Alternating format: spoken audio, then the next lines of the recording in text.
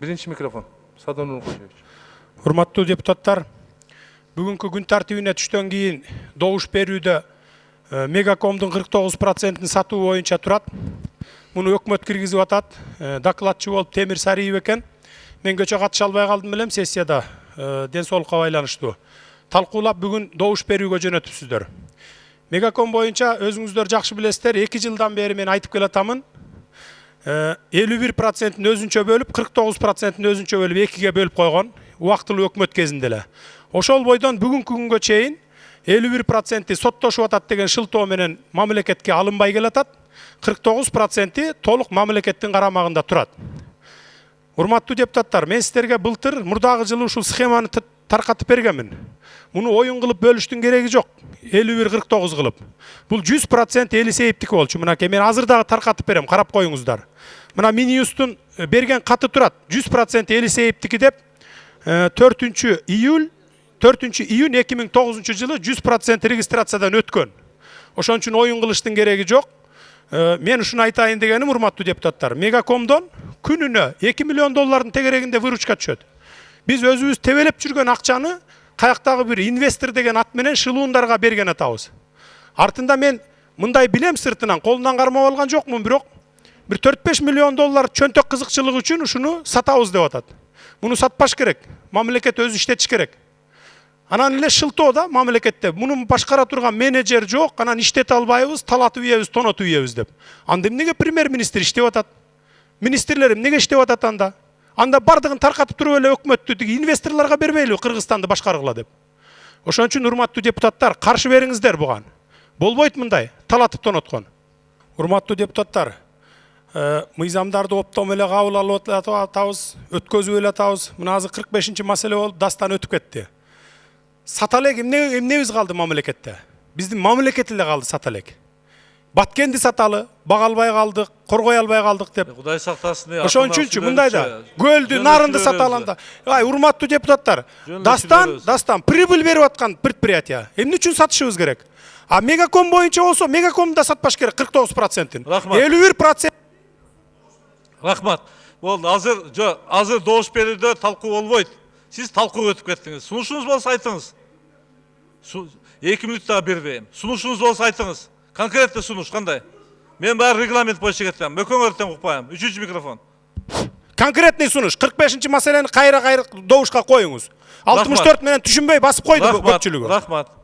Урматтуу төрага, урматтуу депутаттар. Мына Мегаком боюнча, анан Дастан боюнча сатылсын деп колдоп бердик, Мына урматтуу өкмөттүн өкүлү Тайырбек Сарпашев, Темир Сариевдин предложениялары менен кирип аттыр. Парламенттин колу менен жасап атасыңар ушунун баарын. Умышленно билип туруп, алтын жумуртка тууп берип аткан тоокторду сатып атасыңар да, мындайча айтканда. Тарых алдында баары бир жооп бересиңер, ошону унутпагыла. Рахмат. Садыр Нуркожоевич, айтсаңыз, сиз 3 жылдан бери Мегаком компаниясын сатылбасын деп келе жатасыз. Кечээ жакында эле парламентте Мегакомдун сатылышына дагы бир жолу сиз каршы чыктыңыз. Бирок болбой эле сатылсын деп кабыл алынып кетти. Айтсаңыз, мунун сыры эмнеде?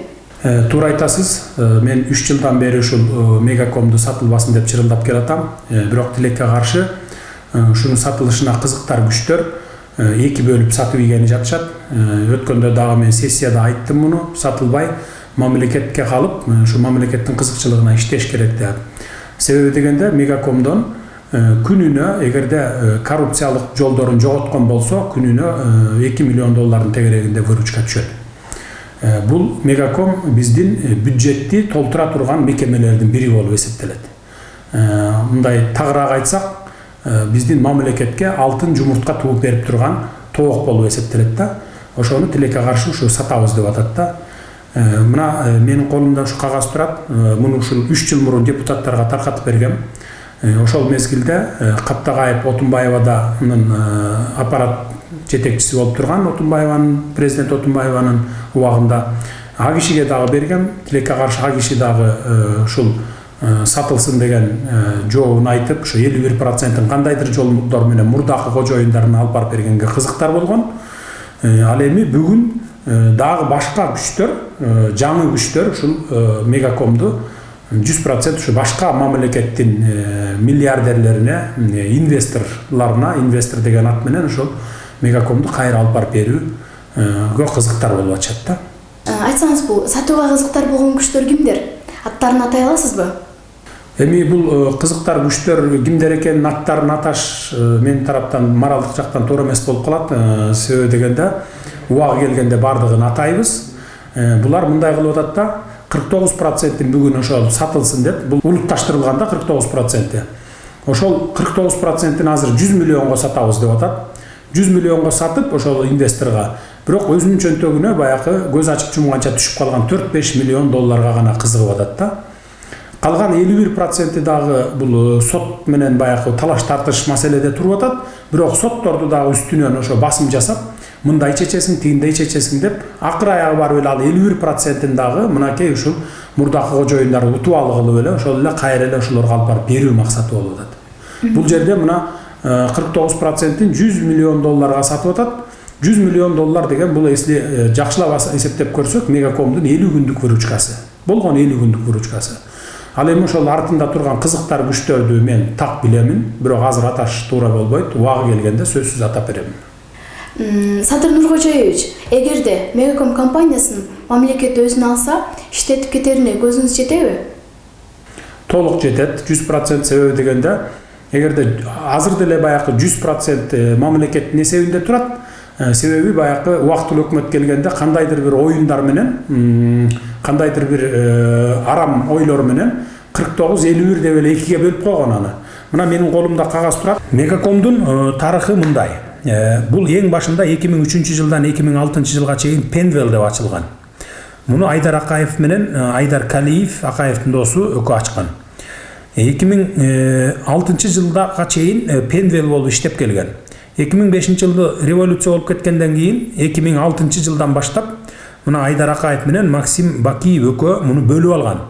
51%-ин Айдар Акаевга калтырган, Калиев өкөнү Форум Тех деп 49%-ин оформить этип 2006 жылы Алексей Ким менен Максим өкө алган. Андан кийин 2008 жылы Максим Бакиев 100% өзүнө алып койгон 2008 жылы Форум Тех деген фирмасына. Андан кийин Алькантра деп ошол эле 2008 жылы Алькантрага 100% оформить эткен. Анда уже Алексей Ким каза болуп калгандагы Алексей Елисеев болгон. Андан кийин Ерменто деп оформить этип, анан Бимаком жүрүп отуруп, мынакей ЗАО Альфа Телеком болуп, Мегаком 100% Елисеевке 2009 жылдын 4-июнунда өткөн 100%. Андан кийин 2010 жылы революция болуп кеткенден кийин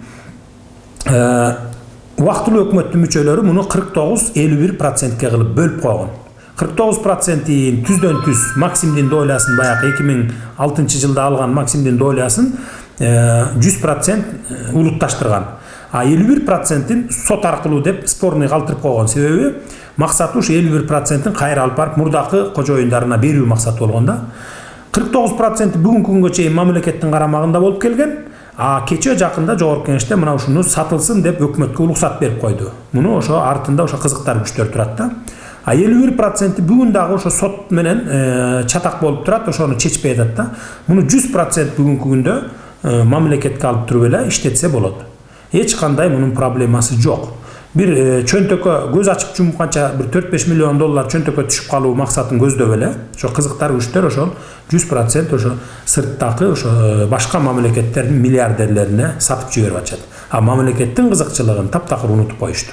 Бир гана ошол баягы көзөмөлдү катуу кылыш керек. Бул жерден акчаны уртабаш керек, жана башка ушундай бир коррупциялык элементтерге барбаш керек дагы эле, бекемирээк көзөмөлгө алса эле, бул өмүр бою бага турган мекеме болуп эсептелет бюджетте.